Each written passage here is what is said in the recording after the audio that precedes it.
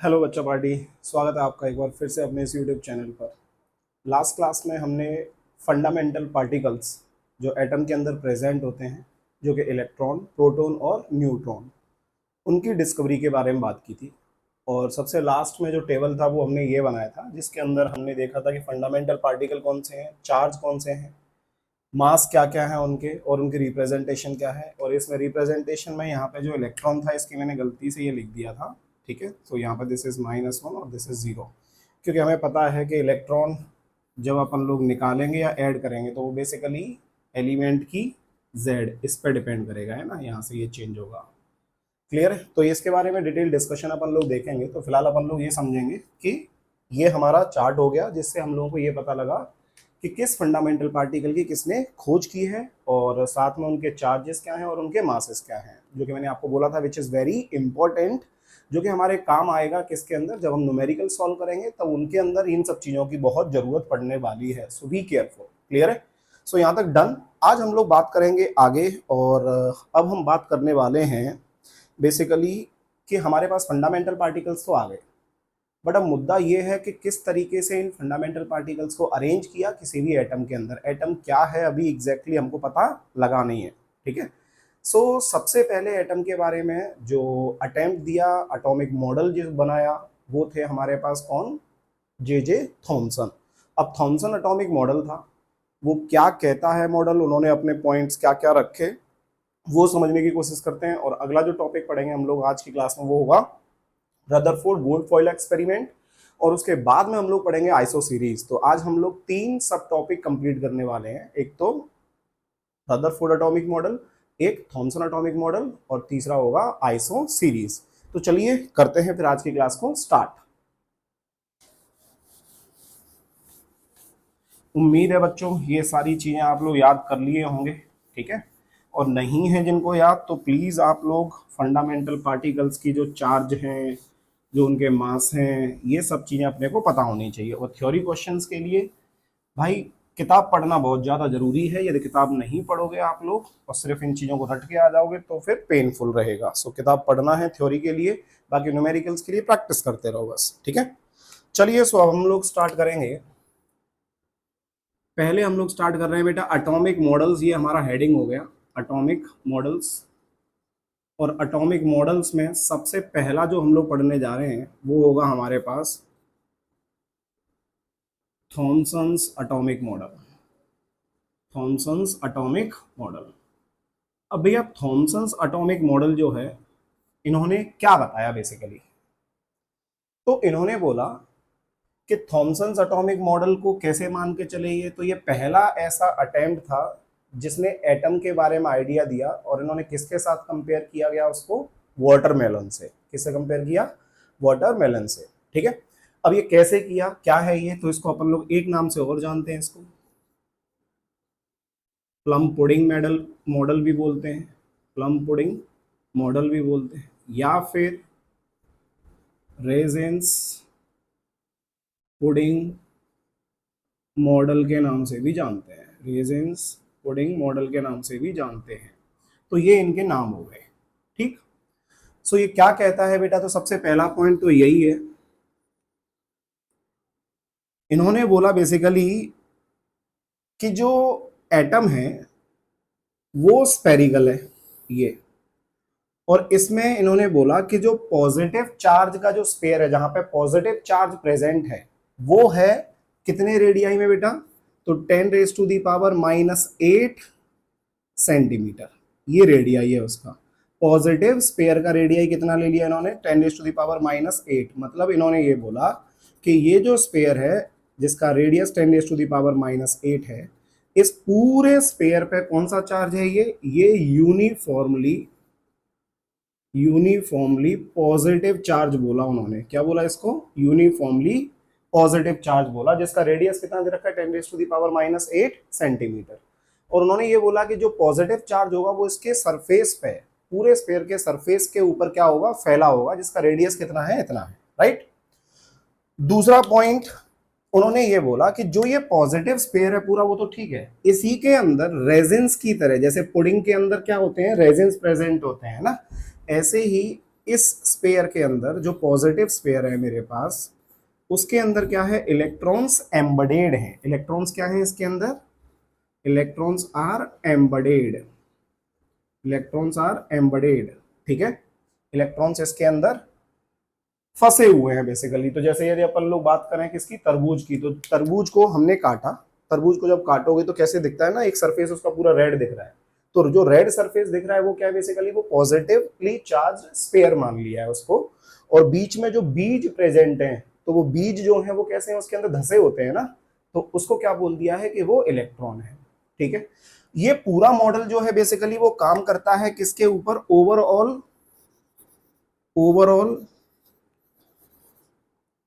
Neutrality के ऊपर काम करता है। किसके ऊपर काम करता है, ये ओवरऑल न्यूट्रलिटी के ऊपर काम करता है। और ये कहता है कि जो जितना भी पॉजिटिव चार्ज होगा उतना ही कौन सा चार्ज होगा, नेगेटिव चार्ज भी प्रेजेंट होगा। जितना पॉजिटिव चार्ज है उतना ही क्या है, नेगेटिव चार्ज भी प्रेजेंट है। क्लियर है सबको, ठीक।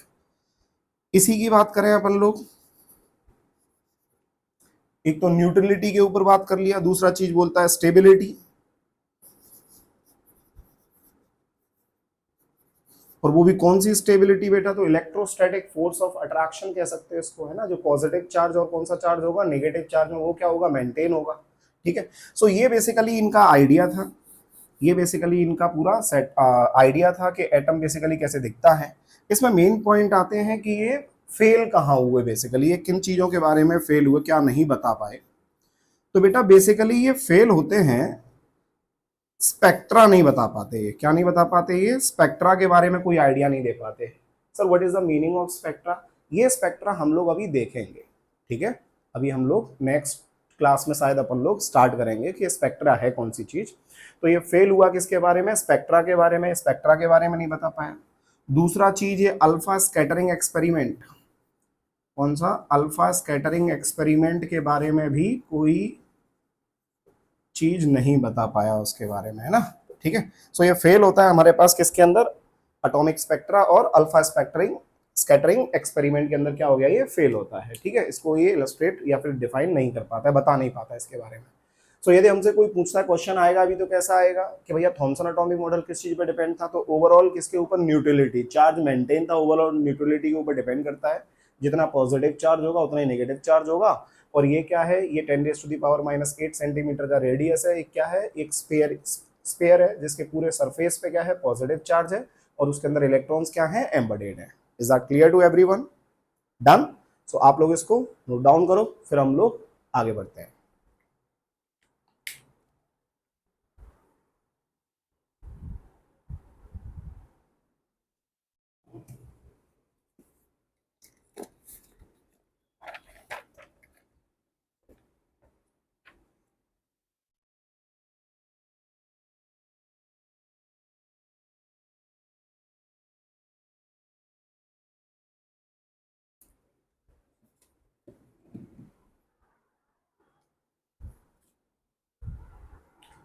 चलो बढ़े आगे।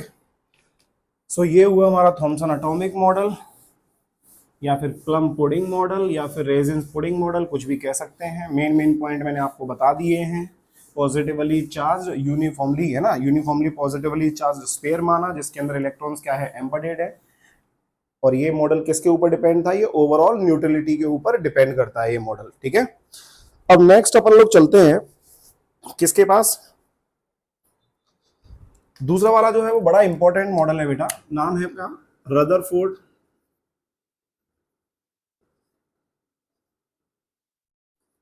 गोल्ड फॉयल एक्सपेरिमेंट, या फिर इसी को अल्फा स्कैटरिंग एक्सपेरिमेंट भी कह सकते हैं, या फिर इसी को गोल्ड फॉयल एक्सपेरिमेंट के नाम से भी जाना जाता है। किस नाम से, गोल्ड फॉयल एक्सपेरिमेंट के नाम से भी जाना जाता है। अब ये एक्सपेरिमेंट क्या है, बड़े ध्यान से सुनना। सबसे पहले हम लोग चलते हैं कि जो रदरफोर्ड थे उनका एक्सपेरिमेंट का सेटअप क्या था, एक्सपेरिमेंटल सेटअप कौन सा था, क्या बनाया उन्होंने एक्सपेरिमेंटल सेटअप। बड़े ध्यान से सुनना सब लोग, है ना, और बहुत इंपॉर्टेंट है भाई, ये बहुत ज्यादा इंपॉर्टेंट है। एक्सपेरिमेंटल सेटअप में उन्होंने क्या किया कि एक वुडन आर्टिकल लिया, ये वुडन आर्टिकल है, लकड़ी का पीस है, शुद्ध हिंदी में बोला जाए तो ये लकड़ी का पीस है। और ये लकड़ी का पीस के अंदर हमने क्या किया, एक रेडियो एक्टिव एलिमेंट ले लिया है बेटा, है ना। ये कैसा है मेरे पास, रेडियो एक्टिव एलिमेंट। और ये रेडियो एक्टिव एलिमेंट जो है, इसके अंदर से एमिशन हो रहा है किस चीज का, अल्फा पार्टिकल का। तो इसको अपन लोग सोर्स भी कह देते हैं, क्या कह सकते हैं इसको, सोर्स ऑफ किसका, अल्फा पार्टिकल। ठीक है, सोर्स ऑफ अल्फा पार्टिकल। अब यहां पे इन्होंने क्या किया, इस जगह पे यहां पे दो स्लिट लगा दी। क्या लगा दी इस जगह पे, दो स्लिट। ये स्लिट किसका काम करेगी सर, बेटा ये स्लिट काम करेगी कि जो इसके रेडिएशन से मेरे को अल्फा पार्टिकल्स मिलेंगे वो इस साइड में भी जा रहे होंगे, क्योंकि वो तो हर साइड में जाएंगे ना भाई, रेडिएशन का कोई डायरेक्शन थोड़ी ना होगा, वो तो हर जगह जाएंगे। तो जो डायरेक्शन अपने को रिक्वायर्ड है बस उसी डायरेक्शन को अपन लोग देखें, बाकी डायरेक्शन से कोई मतलब नहीं है। इसीलिए जस्ट ये क्या कर दिए यहाँ पर रोकने के लिए ना, आगे वाले डायरेक्शन से अपने को कोई मतलब नहीं, आगे के रेडिएशन से मतलब जो होगा वो बस इन्हीं रेडिएशन से मतलब होगा।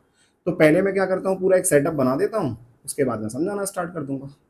ठीक है, ये एक ले लिया, ये गोल्ड फॉइल है। ये क्या है बेटा जी, एक गोल्ड फॉइल है। ठीक, आगे मैंने एक प्लेट लगा दी है, और इस प्लेट पे बेटा क्या कर रखी है, ये कोटिंग है। और ये जो कोटिंग है ये है बेटा ZnS की कोटिंग। ठीक, ये कोटिंग है किसकी, ZnS की कोटिंग है, ZnS की कोटिंग है। और ये क्या करती है, ये तुम अच्छे से जानते हो। ठीक है, और इसमें क्या करते हैं अपन लोग, ऐसे लेके चलते हैं एक पार्टिकल और लाके ऐसे कर देते हैं, बाकी पार्टिकल्स को अपन लोग ये कर देते हैं। ठीक है, बड़े ध्यान से सुनना भाई साहब। यहाँ पे आ गया θ1, ये आ गया मेरे पास θ2, और ये ऐसे कर देते हैं, ये ऐसे कर देते हैं। समझ में आया, कुछ ऐसा। अब यहाँ से इसको अभी नहीं दिखाते हैं, इसको फाइनल में दिखाएंगे, नहीं तो कंफ्यूज हो जाओगे तुम लोग। चलो, ये ऐसे है, राइट। ये इनका एक्सपेरिमेंटल सेटअप था। अब एक्सपेरिमेंटल सेटअप तो सर बन गया, अब हमें ये बताओ कि उन्होंने ऑब्जर्व क्या किया, इससे उनको पता क्या चला। तो बेटा जी अब हम लोग ऑब्जर्वेशन की बात करेंगे। किसकी बात करेंगे अब हम लोग, ऑब्जर्वेशन की। तो बेटा इनके मोटा मोटा 3 ऑब्जर्वेशन थे जो हम लोगों को याद रखने हैं इस पर्टिकुलर एक्सपेरिमेंट से। बोर्ड छोटा है, ट्राई करते हैं कितने इसमें समझ पाते हैं। ठीक है, नहीं तो ये फिर ये क्या करना पड़ेगा, मिटाना पड़ेगा, है ना। तो मैं चाहता हूं कि इसी में आ जाए, देखते हैं। पहला ऑब्जर्वेशन इनका क्या था, पहला ऑब्जर्वेशन है कि most of the alpha particle, most of the alpha particles, most कितने सर, तो 99.9% कह सकते हो। Most of the alpha particle passes through the gold foil, through the gold foil without any deviation, without any deviation।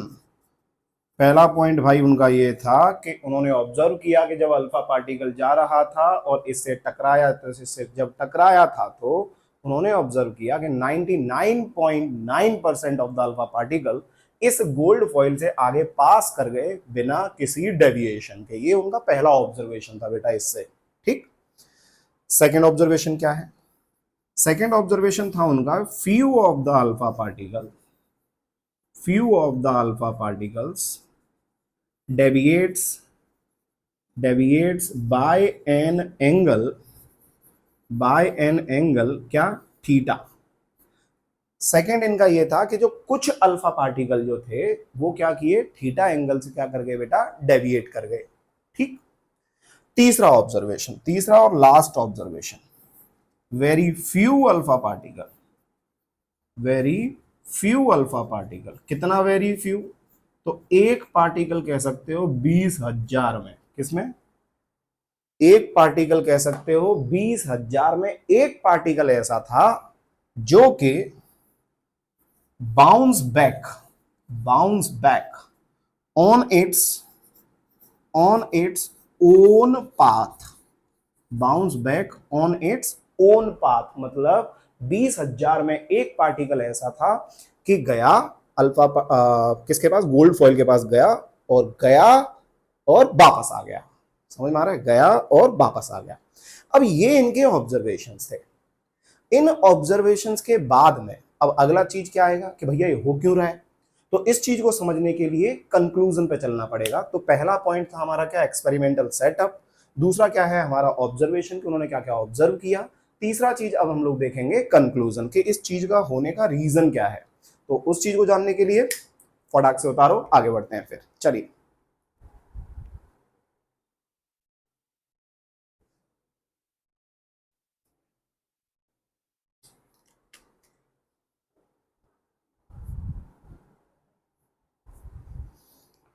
चलो बच्चों बढ़ते हैं आगे। अब इसको मिटा देता हूं, है ना, ऊपर वाले को भी। बेटा जी इसके ऊपर क्वेश्चन भी सॉल्व करेंगे हम लोग, है ना, कल की क्लास में सॉल्व करते हैं। मतलब नेक्स्ट लेक्चर जो होगा उसमें पहले अपन लोग इसके थ्योरी से रिलेटेड क्वेश्चन सॉल्व करेंगे, उसके बाद में इस चैप्टर में आगे बढ़ेंगे। सो जो भी बच्चे लगातार लेक्चर्स देख रहे हैं उनसे सिर्फ यही अनुरोध है कि कृपया करके लगातार ही देखें, और सिर्फ देखें नहीं, प्रैक्टिस भी करें, क्योंकि सिर्फ देखते रहोगे तो कुछ भी नहीं होगा, ये तय है। सो देखने के साथ साथ प्रैक्टिस करना बहुत जरूरी है। चलिए, सो अब हम लोग चलते हैं बेटा कंक्लूजन में, कि इसके कंक्लूजन क्या क्या थे। ध्यान देना सब लोग, है ना, बड़े ध्यान से सुनना।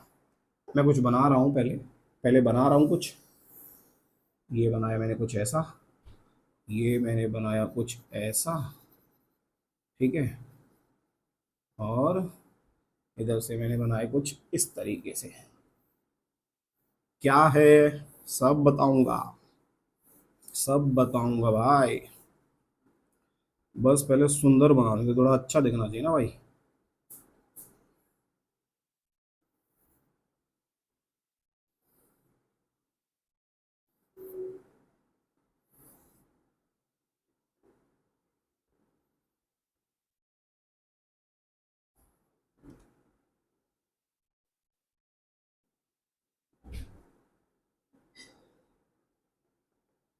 चलिए बालक देखिए ध्यान से। अब कंक्लूजन में पहला पॉइंट ये था कि जब इन्होंने ऑब्जर्व किया कि 99.9% of the alpha particle passes through the gold foil without any deviation, इसका मतलब ये है कि जो हमारा एटम है उस एटम के अंदर बहुत सारा स्पेस खाली है। जो एटम है, एटम के अंदर बहुत सारा स्पेस कैसा है, खाली है, और जो खाली स्पेस है उसी के अंदर से क्या जा रहे हैं मेरे पास, अल्फा पार्टिकल पास कर रहे हैं, ठीक है। सो पहला कंक्लूजन क्या डालेंगे अपन लोग, most of the space inside an atom, inside an atom is empty, is empty, खाली है, और खाली है इसीलिए वो पास कर रहे हैं, पहला पॉइंट, ठीक है। दूसरा पॉइंट क्या है भाई, तो दूसरा पॉइंट है बेटा, there is a dense object, dense object at किस जगह, centre of an atom, atom which has कैसा charge, which has positive charge, जिसको नाम दिया गया क्या, न्यूक्लियस। क्या नाम दिया गया अपन लोगों को, nucleus. So there is a dense object at the centre of an atom which has positive charge, which has positive charge. और यदि वो पॉजिटिव चार्ज है तो यदि अल्फा पार्टिकल उसको अप्रोच कर रहा होगा, और तुम्हें पता है कि alpha particle is positively charged helium nuclei, positively charged helium nuclei, तो यदि उसके ऊपर पॉजिटिव चार्ज है अल्फा पार्टिकल के ऊपर, और बीच में उन्होंने बोला कि बीच में एक डेंस ऑब्जेक्ट है उसके ऊपर भी पॉजिटिव चार्ज है, तो भाई पॉजिटिव पॉजिटिव में आपस में क्या होगा, रिपल्सन। और यदि रिपल्सन होगा तो वो अल्फा पार्टिकल क्या कर जाएगा, अपने पाथ से डेविएट कर जाएगा, और जितना ज्यादा पास में आएगा उतना ज्यादा डेविएट करेगा। उम्मीद है कि आप लोगों को समझ में आ रहा होगा ये, है ना। सो यहाँ पे इन्होंने बोला कि there is a dense object at the centre of an atom which has कैसा, पॉजिटिव चार्ज, और पॉजिटिव चार्ज है इसीलिए वो अल्फा पार्टिकल क्या कर रहे हैं, डेविएट कर रहे हैं। क्लियर है सब लोगों को। अब आप खुद सोचो कि यहां से मेरे को समझ में आया कि पास में गया तो ये डेविएट कर गया, यहां से और पास में गया तो बहुत ज्यादा डेविएट कर गया, और इस जगह पे ऐसे गया और फिर वापस आ गया, इसका क्या रीजन है। तो अब आप खुद सोचो, मान लो मेरे पास यहाँ पे इस जगह पे एक v अल्फा, अल्फा पार्टिकल है जिसकी वेलोसिटी है v अल्फा बोल दिया मैंने, यहाँ पे ये मेरे पास न्यूक्लियस है। अब ये बी अल्फा पार्टिकल बी वेलोसिटी से आ रहा है, आ रहा है, आ रहा है, आ रहा है, आ रहा है। धीरे धीरे क्या ऑब्जर्व करोगे कि जितना ज्यादा इसके ये क्लोज जाएगा, इस पे पॉजिटिव चार्ज है, इस पे भी पॉजिटिव चार्ज है, तो भैया दोनों में रिपल्सन होगा। रिपल्सन होगा तो एक पॉइंट तो आ जाएगा जिस जगह पे बी अल्फा की वैल्यू कितनी होगी, 0। बी अल्फा की वैल्यू कितनी होगी, जल्दी बोलो फटाफट से, 0। और वो बी अल्फा की 0 कहां पे होगी, तो मैंने ये मार्क किया हुआ, ये वाला पॉइंट मैंने मान लिया है ये, कि इस जगह पे आके बी अल्फा कितना हो गया, 0। तो ये जो डिस्टेंस है, ये डिस्टेंस जो है, इसको अपन लोग आर मिनिमम बोल रहे हैं। ये डिस्टेंस जो है, ये हमें कैलकुलेट करने के लिए आता है जेई में, ये इंपॉर्टेंट है। समझ में आ रहा है? नीट में नहीं आएगा ये, नीट में नहीं पूछेगा, बट जेई में पूछ लेता है आर मिनिमम, अच्छा सवाल बन जाता है इसके ऊपर। समझ में आया? तो हम ये भी देखेंगे कि how we can calculate this r minimum. Clear है? चलो आगे बढ़ते हैं फिलहाल अभी। इसके ऊपर मेरे पास पॉजिटिव चार्ज है, और यहां से हम लोगों को यह भी पता लगा कि कभी भी न्यूक्लियस के ऊपर चार्ज निकालना हो, किसी भी न्यूक्लियस के ऊपर यदि तुम्हें चार्ज निकालना हो बेटा, किसी भी एटम के न्यूक्लियस पर चार्ज निकालना हो, तो वो किसके बराबर होगा, Z इंटू ई के बराबर होगा। किसके बराबर होगा, Z इंटू ई के बराबर होगा। Z तुम जानते हो नंबर ऑफ प्रोटॉन आ जाएगा इस जगह पर, और ई क्या आ गया मेरे पास, एक इलेक्ट्रॉन पे कितना चार्ज होता है, ये एटॉमिक नंबर है मेरे पास। ठीक है, और यहाँ पे क्या आ गया, एक इलेक्ट्रॉन पे कितना चार्ज है, तो Z जो नंबर ऑफ इलेक्ट्रॉन आ जाएंगे यहाँ से ये पता लग जाएगा। ठीक, और ये मल्टीप्लाई कर देंगे एक इलेक्ट्रॉन का, तो Z चार्ज किसके ऊपर आ जाएगा, न्यूक्लियस के ऊपर। क्लियर है यहाँ तक? अब ये चीजें तो हमें पता लग गई। चलो, क्या इनके पास एक्सपेरिमेंटल सेटअप था, सारी चीजें थी, तो क्या इनके पास रिजल्ट आए, कुछ रिजल्ट आए जिनसे दुनिया को ये पता लगा सकें कि हाँ भाई जो ये कहा जा रहा है ये बात सत्य है। इसके अंदर स्पेस जो है वो बहुत सारा स्पेस कैसा है, एटम के अंदर बहुत खाली है, इसीलिए वो डेविएट नहीं कर रहे हैं। तो यस, इनके पास रिजल्ट भी थे। तो अब हम लोग चलते हैं आगे, ये समझते हैं कि इनके रिजल्ट क्या क्या आए इस एक्सपेरिमेंट से। मिटा रहा हूँ बेटा जी मैं इसको, है ना, आप लोगों ने यदि नहीं उतारा है तो पॉज करिए और उतारिए। ठीक, पहले ही पॉज कर लेना था, है ना। अब पीछे जाके, जिन्होंने नहीं किया है पीछे जाके पॉज करिए, पहले उतारिए फिर आगे आइए। बेटा इसमें ना ऑनलाइन में मेरे को पता नहीं चलता है ना कि कितना टाइम लगता है उतारने में तुम लोगों को ऐसे, ठीक है, क्योंकि जनरली ऑफलाइन क्लास में तो बच्चे बोल देते हैं ना कि सर बस स्टार्ट कर दो या फिर अभी मत करो। ठीक है, तो यहाँ पे तुम लोगों के पास एक ऑप्शन, जस्ट पॉज करो और लिख दो। ठीक, चलिए। अब हम लोग इसके रिजल्ट की बात करते हैं। इसके रिजल्ट क्या क्या है बेटा जी? पहला रिजल्ट आता है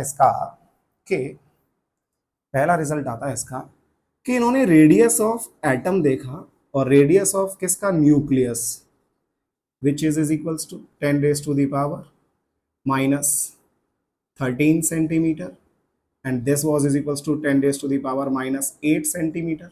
ये रिजल्ट थे। रेडियस ऑफ किसका, atom 10 raise to the power minus 8 centimetre, radius of nucleus is equals to 10 raise to the power minus 13 centimetre. Minus 8 बड़ा हो गया, ये छोटा हो गया, तो न्यूक्लियस डेफिनेटली कैसा होगा, एटम से तो छोटा ही होगा। ठीक, और ये एक्सपेरिमेंटल रिजल्ट है।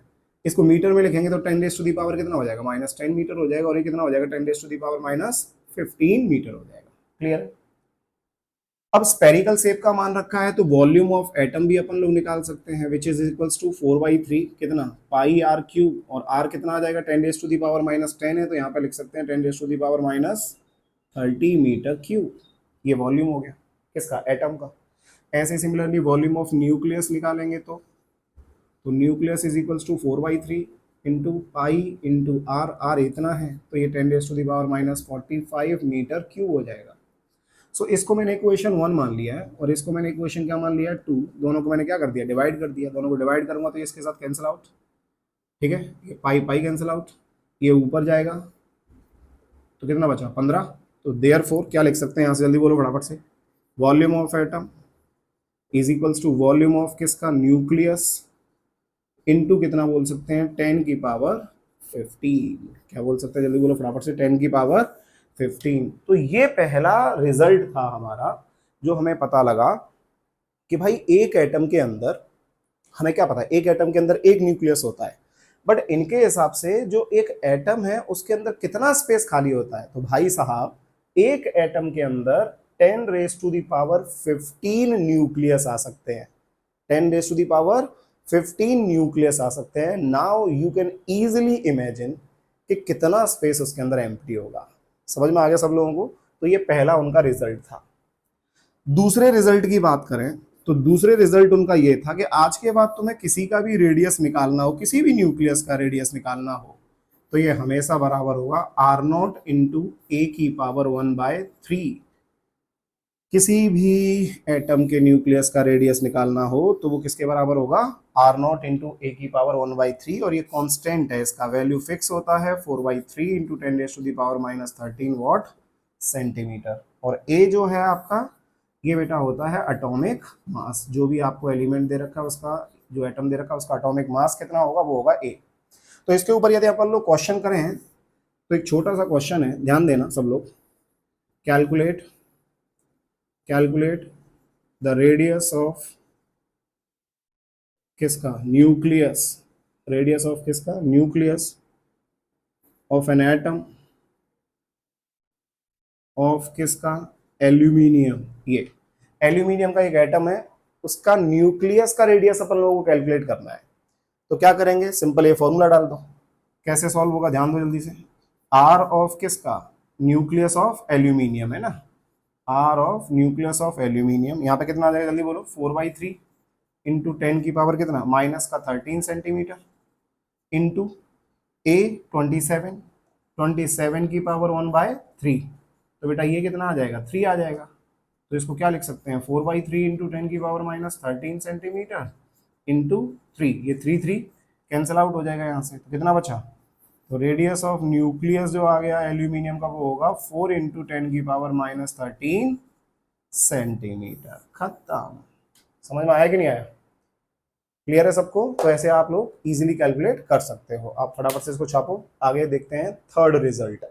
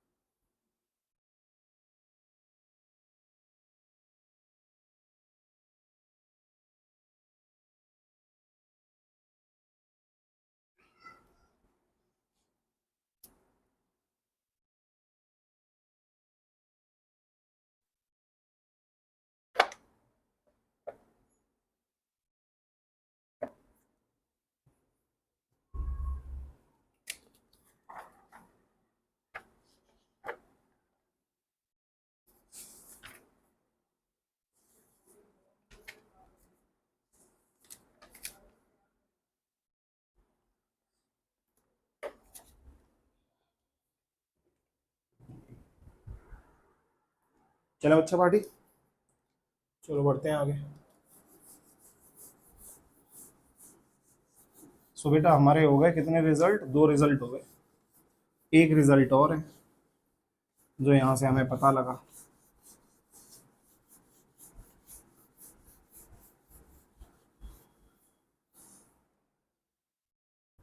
सो इसमें थर्ड रिजल्ट है आपका, N theta is inversely proportional to sine थीटा/2 की पावर कितना, 4। ठीक है, ये क्या है सर, तो यहां से हम लोगों को ये पता लगता है कि जो साइन थीटा/2 है और ये एन थीटा है, ये दोनों कैसे हैं, इनवर्सली प्रोपोर्शनल है बेसिकली। मतलब जितना ज्यादा थीटा होगा, जितना ज्यादा थीटा होगा, एन थीटा का वैल्यू उतना कम होगा। अभी मैंने आपको बोला था कि मान लो ये चार्ज, ये मेरे पास क्या हो गया, ये एटम हो गया स्फेरिकल है ना, बीच में तुमने बोला था कि डेंस ऑब्जेक्ट है जिसके ऊपर पॉजिटिव चार्ज है। फिर तुमने बोला कि जैसे अल्फा पार्टिकल इसको अप्रोच करेगा तो रिपल्सन होगा, इसमें तो ये ऐसे चला जाएगा, ये ऐसे चला जाएगा, और पास जाएगा तो ऐसे चला जाएगा, और पास गया तो ऐसे चला जाएगा। सो बेटा ये अल्फा पार्टिकल के डेविएशन को जो बता रहा है वो एन थीटा, एन थीटा मतलब number of alpha particle, number of alpha particle, और थीटा कौन सा है कि कितने एंगल से वो डेविएट हुए बेसिकली। तो ऐसा बोला जाता है कि यहाँ पे थीटा की वैल्यू तुम पुट करोगे तो तुम्हें पता लगेगा नंबर ऑफ पार्टिकल कैसे आएंगे, कम। तो यहाँ से ये चमका कि ऐसे अल्फा पार्टिकल्स बहुत कम थे, ऐसे अल्फा पार्टिकल बहुत कम थे जिनका डेविएशन बहुत ज्यादा था। ध्यान से सुनना मैं क्या बोल रहा हूँ, ऐसे अल्फा पार्टिकल बहुत कम थे जिनका डेविएशन बहुत ज्यादा था। क्लियर हुआ? और ऐसे अल्फा पार्टिकल बहुत ज्यादा थे जिनका डेविएशन बहुत कम था। बस ये पता लगा हम लोगों को इस थर्ड रिजल्ट से। क्लियर है सब लोगों को? अरे डन। ठीक, तो ये कहानी हो गई हमारे पास किसकी? रदरफोर्ड गोल्डफॉयल एक्सपेरिमेंट की या फिर अल्फा स्कैटरिंग एक्सपेरिमेंट की। अब हम ये समझते हैं कि ये फेल कहाँ पे हुआ बेसिकली, है ना, किन किन चीजों को ये नहीं बता पाया। तो ध्यान से सुनो, बड़े ध्यान से सुनो, लिमिटेशंस की बात कर रहे हैं अपन लोग। सो बेटा ये काम करता है, ये काम करता है इलेक्ट्रोडायनामिक्स मॉडल पे, मैक्सवेल के पे, मैक्सवेल मैक्सवेल इलेक्ट्रोडायनामिक थ्योरी या मॉडल। ठीक, अब ये क्या था? तो मैक्सवेल का इलेक्ट्रोडायनामिक मॉडल के अकॉर्डिंग ये बोला गया कि जब भी कोई एक चार्ज पार्टिकल दूसरे चार्ज पार्टिकल के चारों तरफ घूमता है, तो घूमते घूमते वो क्या करता है? अपनी एनर्जी को लूज करता है। और यदि अपनी एनर्जी को लूज करेगा, तो जो इलेक्ट्रॉन होगा वो किस में चला जाएगा? न्यूक्लियस में। अरे समझ रहे हो? इलेक्ट्रॉन किस में चला जाएगा? सीधा न्यूक्लियस में चला जाएगा। और यदि वो न्यूक्लियस में चला गया तो हाईली अनस्टेबल हो जाएगा। फिर तो कैसा हो जाएगा? जल्दी बोलो फटाफट से, हाईली अनस्टेबल। तो ये चीज तो गलत है ना भाई।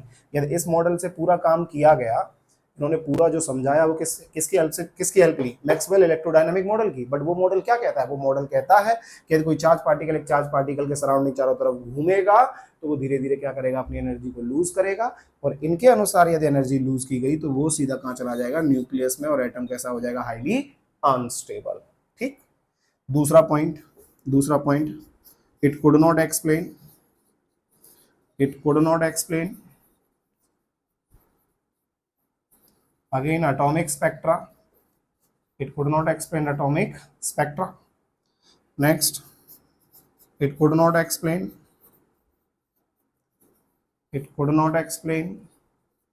किस चीज को? डिसकंटिन्यूअस। अब ये कंटिन्यूअस स्पेक्ट्रा, डिसकंटिन्यूअस स्पेक्ट्रा, ये क्या होते हैं सर? डोंट वरी बच्चा पार्टी, सब अगली क्लास में सीख लेंगे हम लोग। ठीक है, आगे आने वाली क्लास में जरूर आपको सिखाऊंगा स्पेक्ट्रम क्या है।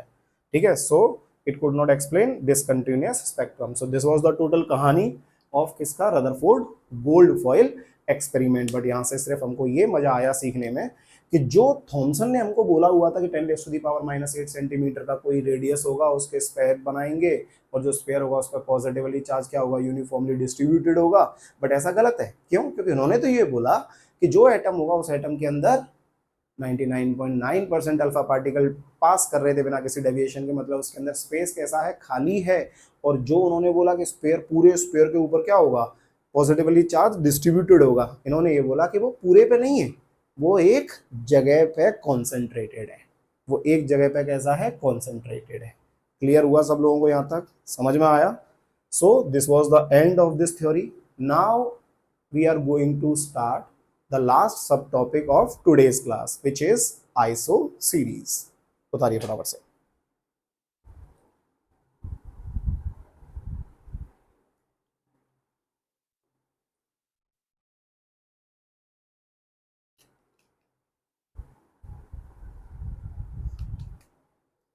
चलिए बालक करें।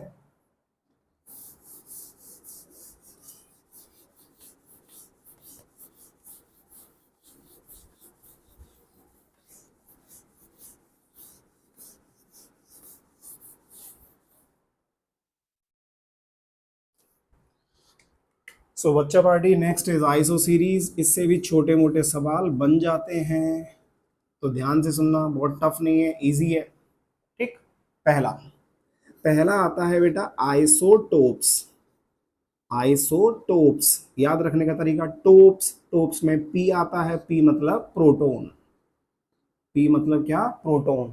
तो जिसके पास सेम नंबर ऑफ प्रोटॉन होंगे, सेम नंबर ऑफ क्या? प्रोटॉन्स, उनको क्या बोलते हैं? आइसोटोप्स बोलते हैं। बट बच्चे बोलेंगे सर थोड़ा समझा तो दो, ये प्रोटॉन न्यूट्रॉन क्या है। तो काफी बच्चों को पता होगा, जिनको नहीं पता है उनके लिए आइए सीखिए। किसी भी एलिमेंट को जो रिप्रेजेंट करते हैं वो जेड से करते हैं। ये एलिमेंट का क्या है? रिप्रेजेंटेशन है। ध्यान से सुनना, ये एलिमेंट का क्या है? रिप्रेजेंटेशन है। ठीक, अब इसमें नीचे Z लिखते हैं, ऊपर A लिखते हैं। जो Z है इसको अपन लोग एटॉमिक नंबर कहते हैं। क्या कहते हैं? Atomic number. और इसको बोलते हैं बेटा या तो एटॉमिक मास बोल दो, या फिर इसको मास नंबर भी कह दो, कह सकते हो, है ना। कह दो, क्या कह सकते हो, एटॉमिक मास या फिर मास नंबर, और इसको एटॉमिक नंबर। अब यहाँ पे A जो होता है ये बराबर होता है number of proton plus neutron. जितने भी टोटल न्यूट्रॉन होंगे और प्रोटॉन होंगे उन दोनों को जोड़ के जो आएगा वो A है, ऊपर वाला। ठीक, Z जो है ये Z बोलता है बेटा नंबर ऑफ किसके बारे में? प्रोटॉन्स के बारे में। किसके बारे में बोलता है? ये नंबर ऑफ प्रोटॉन्स के बारे में बोलता है। किसके बारे में बोलता है? प्रोटॉन्स के बारे में बोलता है। क्लियर है? सो यहाँ पे पता लगा आइसोटोप किसको बोलते हैं भाई हम लोग? तो आइसोटोप कहते हैं सेम नंबर ऑफ क्या होना चाहिए? प्रोटॉन्स होना चाहिए, उसको हम लोग आइसोटोप्स बोलेंगे। इसका एग्जांपल क्या दे सकते हैं? ध्यान से सुनना। एग्जांपल आ गया इसका 1H1, ये मैंने पढ़ा दिया ऑलरेडी। 1H2, ये आ गया 1H3। तो सब जगह पे प्रोटॉन की बात करेंगे, नंबर ऑफ प्रोटॉन सेम होने चाहिए। तो Z का वैल्यू कैसा है? सबका सेम है। तो यहाँ पे प्रोटॉन 1 है, यहाँ पे भी प्रोटॉन 1 है, यहाँ पे भी प्रोटॉन 1 है। यदि लिखना चाहेंगे तो क्या लिख सकते हैं? प्रोटॉन कितना है? 1। प्रोटॉन कितना है? 1। प्रोटॉन कितना है? 1। इस पर न्यूट्रॉन कितना होगा? तो 1 माइनस 1, 1 माइनस 1 0, 2 माइनस 1 1, और 3 माइनस 1 2। तो इनके पास न्यूट्रॉन हो गए। क्लियर है? और एग्जांपल लेना चाहें तो कार्बन ले सकते हो, 6C12 हो गया और 6C14 हो गया। ये दोनों भी आपस में क्या है? आइसोटोप्स हैं। क्लियर है सबको? सो ये हो गया आइसोटोप्स की कहानी। Next is isobar. कौन सी चीज? आइसोबार। अब आइसोबार किसको कहते हैं? Species having same value of किसका? ऑफ किसका? ए बोले तो मास नंबर, है ना, ये वाले की बात कर रहा हूं। ठीक, अब इसको समझने की कोशिश करो। एग्जांपल दिया मैंने, जैसे मेरे पास है आर्गोन 18 और ये यहाँ पे 40 ले लिया, और एक कैल्शियम ले लिया, ये 20 है, और ये कितना है? ये 40 ले लिया। अब यहाँ पे देखोगे आप लोग कि इनके Z का वैल्यू तो अलग अलग है, लेकिन A का वैल्यू दोनों के लिए कैसा है? सेम। इसका भी 40 है, इसका भी 40 है। तो बेटा जी ऐसे लोगों को हम लोग आपस में क्या बोलेंगे? आइसोबार बोलेंगे। क्या बोलेंगे? जल्दी बोलो बराबर से। आइसोबार। ठीक है, उतारिए इसको, पॉज करिए, उतारिए, फिर कंटिन्यू करिए। ठीक है, मैं इसको मिटा देता हूँ अब। राइट, सो आइसोबार डन, आइसोटोप्स डन।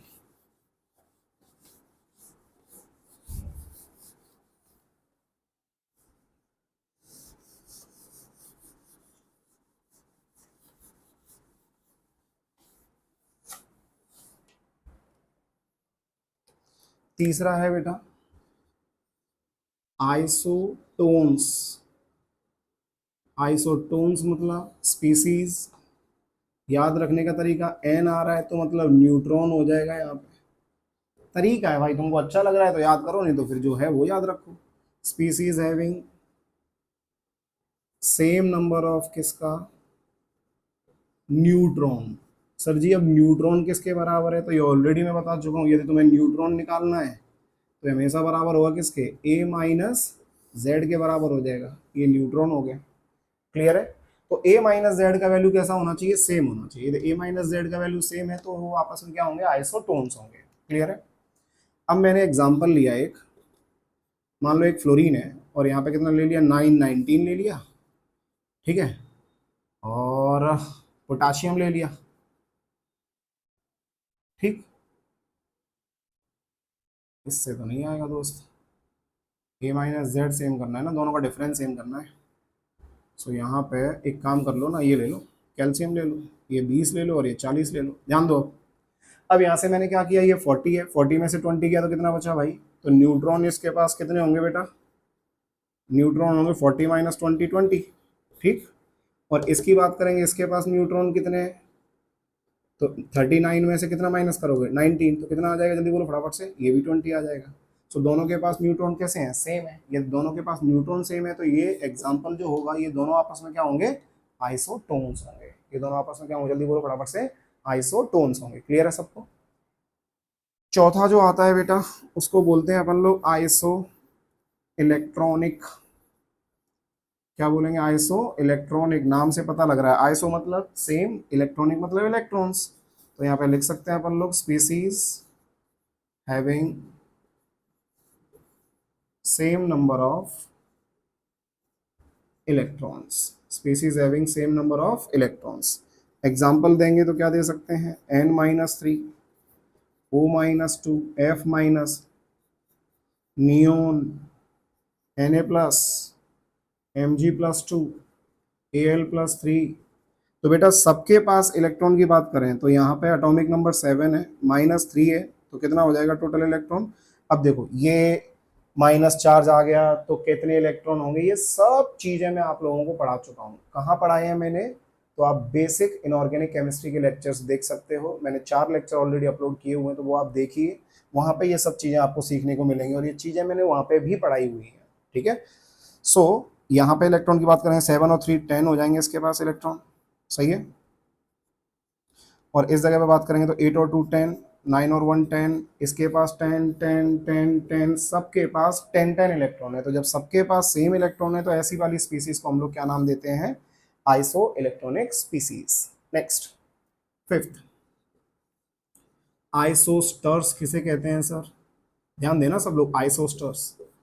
तो इसमें हम लोग बोलेंगे species having same number of atoms, species having same number of atoms and same number of electrons, same number of electrons, उनको क्या बोलेंगे, आइसोस्टर्स बोलेंगे। ऐसी वाली स्पीसीज जिनमें सेम नंबर ऑफ एटम्स हो और सेम नंबर ऑफ इलेक्ट्रॉन हो, उनको आइसोस्टर्स बोलेंगे। एग्जांपल की बात करेंगे तो मैंने एग्जांपल लिया, एक CO2 आ गया मेरे पास और एक N2O आ गया। CO2 की बात करेंगे तो पहले एटम देख लो, टोटल एटम इसके पास कितने हैं, एक कार्बन का, 2 ऑक्सीजन के, टोटल 3 हो गए, 2 नाइट्रोजन 1 ऑक्सीजन, टोटल 3 हो गए। तो दोनों के पास एटम तो 3 हो गए। अब इसी में इलेक्ट्रॉन्स की बात करेंगे, इलेक्ट्रॉन्स कितने हैं भाई साहब, तो एक कार्बन पे 6, एक ऑक्सीजन पे 8, 8 2 16, 16 और 6 22 इलेक्ट्रॉन। यहाँ पे बात करोगे एक नाइट्रोजन पे 7, तो 7 2 14, 14 प्लस 16 कितना आ जाएगा, एक सेकेंड, 14 प्लस 8 नॉट 16, वो तो मास होता है ना, 14 प्लस 8 ये हो जाएगा 22। तो दोनों के पास इलेक्ट्रॉन्स और एटम्स दोनों सेम हैं, इसीलिए ये दोनों आपस में क्या होंगे, आइसोस्टर्स होंगे। डन, छापिए, 2 3 और हैं, पढ़ते हैं।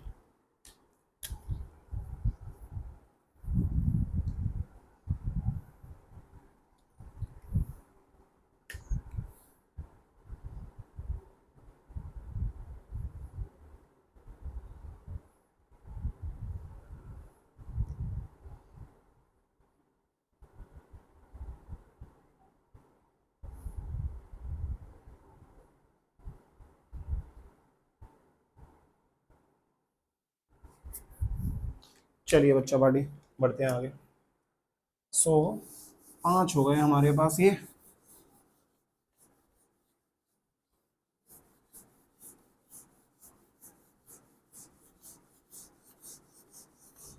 आइसोस्टर्स के बाद में अगला जो चीज आता है बेटा, नेक्स्ट 6th पॉइंट, इसको अपन लोग आइसो डायाफर्स के नाम से भी जानते हैं बेटा, है ना। आइसो डायाफर्स ये क्या होता है, तो इसमें हम लोगों को बोलना है कि ऐसी वाली स्पीसीज जिनके पास A-2Z की वैल्यू कैसी होनी चाहिए, सेम होनी चाहिए। किसकी, A-2Z की वैल्यू कैसी होनी चाहिए, सेम होनी चाहिए। A-2Z की वैल्यू कैसी होनी चाहिए, सेम। एग्जांपल, फ्लोरीन ले लिया, तो फ्लोरीन का 9 atomic number, 19 atomic mass. Potassium ले लिया 18, और यहाँ पे सॉरी 19 और ये 39। तो यहाँ पे बेटा A कितना है इसका, A है 19, ठीक है। A-2Z की वैल्यू निकाल रहे हैं, ध्यान देना सब लोग, है ना, कैसे कैलकुलेट कर रहा हूँ। A 19 है, -2Z मतलब 9 2 18, कितना आया 1। इसमें देखता हूँ A कितना है 39, 19 2 38, कितना आया 1। इसका भी 1 आया, a-2z इसका भी 1 आया, तो ये दोनों आपस में क्या होंगे बेटा, आपके आइसोडाइफर्स होंगे। तो जब भी तुम्हें आइसोडाइफर्स के ऊपर क्वेश्चन आता है तो आपको जस्ट क्या करना है, a-2z का वैल्यू चेक करना है, यदि वो सेम आएंगे तो वो आपस में आइसोडाइफर्स होंगे। क्लियर है यहाँ तक? Isodiapers was the 6th point. 7th point is isostructural, जिनके स्ट्रक्चर कैसे हो, सेम हो। आइसोस्ट्रक्चरल, जिनके स्ट्रक्चर कैसे हो, सेम हो। तो जस्ट मैं एग्जांपल दे रहा हूँ इसके लिए, तो बस अभी है ना, क्या हो जाएगा, ZnSO4.7H2O, ऐसे ही FeSO4.7H2O। तो बेटा इनके पास वाटर ऑफ क्रिस्टलाइजेशन कैसे हैं, सेम है, ठीक है। तो इनके स्ट्रक्चर्स भी कैसे होंगे, सेम होंगे। तो ये आपस में क्या हो जाएंगे, आइसोस्ट्रक्चरल हो जाएंगे। 8th point and last point is isomers. ये बेटा आपका भर भर के आएगा, है ना। मैं इनऑर्गेनिक में भी पढ़ाऊंगा आप लोगों को, सबसे ज्यादा आपको पढ़ाया जाएगा ऑर्गेनिक के अंदर। ऑर्गेनिक में इसके ऊपर एक पूरा चैप्टर है, क्या, आइसोमेरिज्म, ठीक है। सो आइसोमर्स, तो यहाँ पे फिलहाल के लिए जस्ट अपन लोग ये लिख सकते हैं कि molecules having same molecular formula,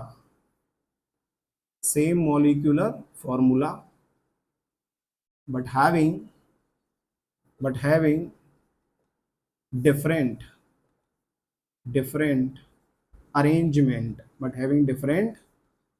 arrangement, of किसका, atoms in space। For more detail we have to wait for the good time, है ना, सही समय आने दो, तब अपन लोग देखेंगे कि आइसोमर्स किसे कहते हैं। सो बेटा ये हमारे चैप्टर के अंदर कंप्लीट हुआ आइसो सीरीज। तो अब तक हम लोगों ने फंडामेंटल पार्टिकल्स पढ़ लिए हैं, ठीक है। फंडामेंटल पार्टिकल के बाद में हम लोगों ने एटॉमिक मॉडल्स पढ़े, और एटॉमिक मॉडल्स के बाद में हमने आइसो सीरीज देखा। सो अब हमारा चैप्टर स्टार्ट होगा जहां से हमारे न्यूमेरिकल्स भी स्टार्ट हो जाएंगे। सो अगेन वही चीज़ मैं रिपीट करूंगा, लेक्चर देखिए, साथ में प्रैक्टिस भी करना है अपन लोगों को। अभी तक 2 चैप्टर से प्रैक्टिस नहीं हो पाएगा, मतलब 2 लेक्चर से। सो इसके लिए हमें क्या करना है, just go with the theory, एक बार थ्योरी पढ़ना है, और जो भी कुछ इंपॉर्टेंट लगता है उसको जस्ट अंडरलाइन करो, वो बाद में फिर वही पढ़ना है जो अंडरलाइन किया है, उससे दोबारा किताब पढ़ने की जरूरत नहीं है, ठीक है।